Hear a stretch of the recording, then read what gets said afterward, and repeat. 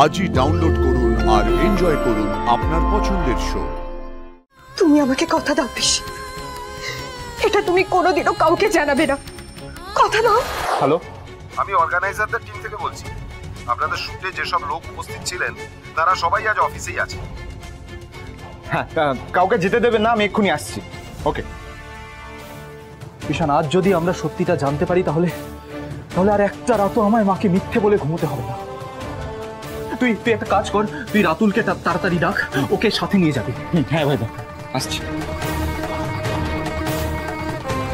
যে এই ষড়যন্ত্রের পিছনে যুক্ত তাকে এমন শাস্তি দেব যাতে সে আগামীতে এরকম কোনো কাজ করার আগে 5 বার ভাবে।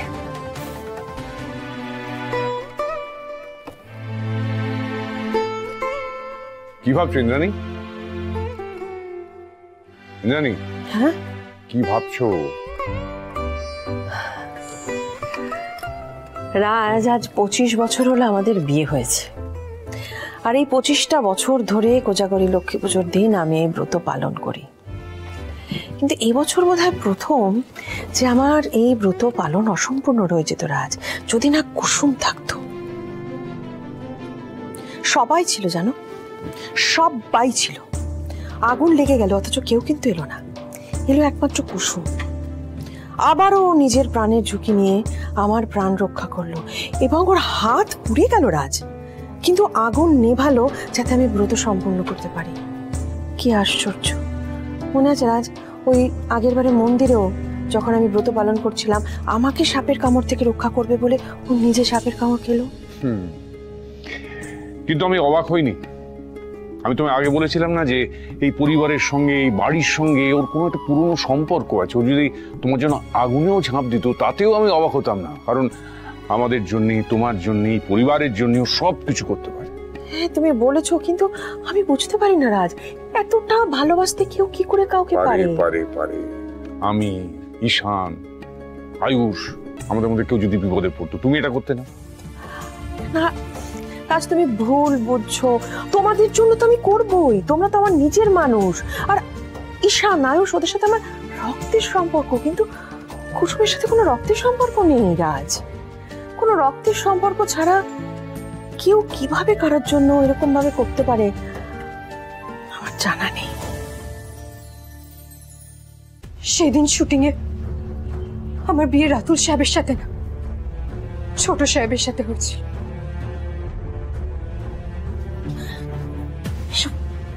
এসব কি বলছিস তুই কুসুম? আমি যা বলছি ঠিকই বলছি পিসি।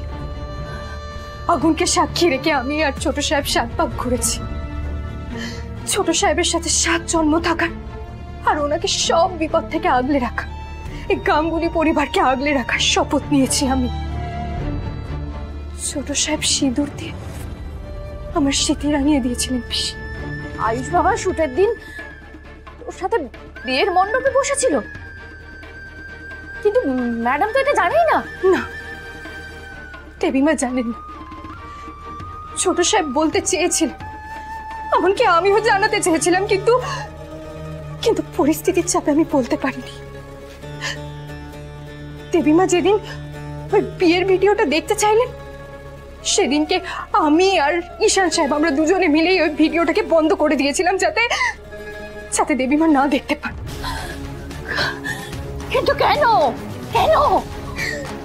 কারণ আমি, ঈশান সাহেব আর ছোট সাহেব, আমরা 3 জনের মধ্যে কেউ চাই না যে দেবীমা অন্য কোথা থেকে সত্যিটা জানতে পারুক। দেবীমা জানতে পারুক যে ছোট সাহেব ওনার কথা খেলাপ করেছে। আমরা 3 জনের মধ্যে কেউ চাই না যে দেবীমা এটা জানুক। সেদিন বিয়ের মণ্ডপে ছোট সাহেব আমার পাশে বসেছে। কিন্তু কুসুম, ম্যাডাম তো এখনো ভাবছেন যে তুই রাতুলের সঙ্গে শুটে বসেছিলি। এসব তুই কি করছিস কুসুম? তুই তোর দেবীমাকে ঠকাচ্ছিস। আমি সবাইকে ঠকাচ্ছি, সবাইকে। আচ্ছা, আমাকে একটা কথা বল, তুই যে এই শুটের বিয়েটাকে সত্যি বলে মেনে নিয়েছিস, এটা আয়ুষ বাবা জানে না?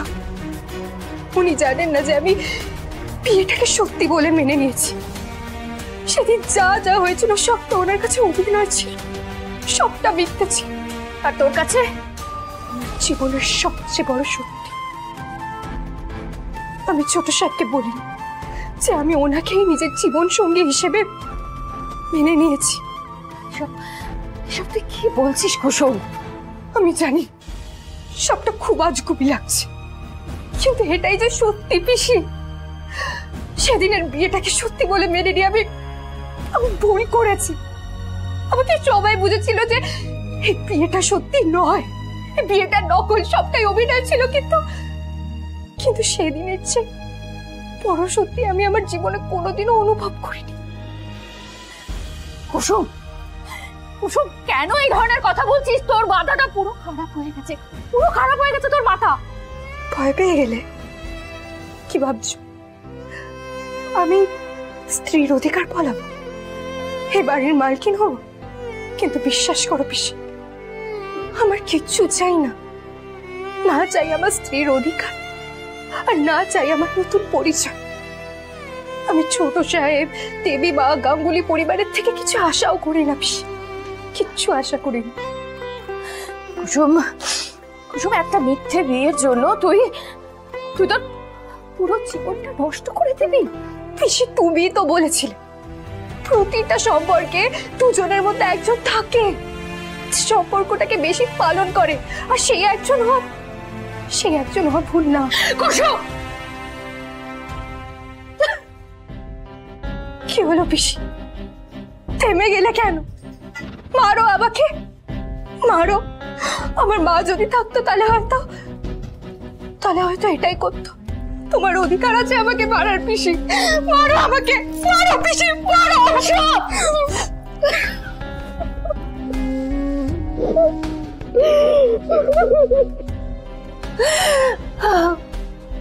তুই বড্ড সরল রে কুসুম, তুই তো বোকা মেয়ে আজকালকার দিনে হয়ই না।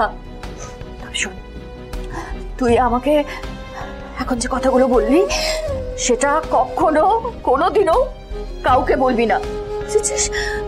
শোন, রাতুলের সঙ্গে তোর বিয়ে ঠিক হয়েছে, তুই রাতুলের সঙ্গে খুব ভালো থাকবি। আর এই নোয়াটা খুলে ফেল। না পিসি, না পিসি, না। আমি ছোট সাহেবের নামে এই নোয়া বাঁধানোটা পড়েছি, আর আমি শেষ নিঃশ্বাস অব্দি এই নোয়া বাঁধানো আমার থেকে আলাদা করবো না। কুসুম, আমার স্ত্রীর মর্যাদা বা অধিকার চাই না পিসি। আমি নিজের দায়িত্ব কারোর উপরে চাপিয়ে দিতে চাই না।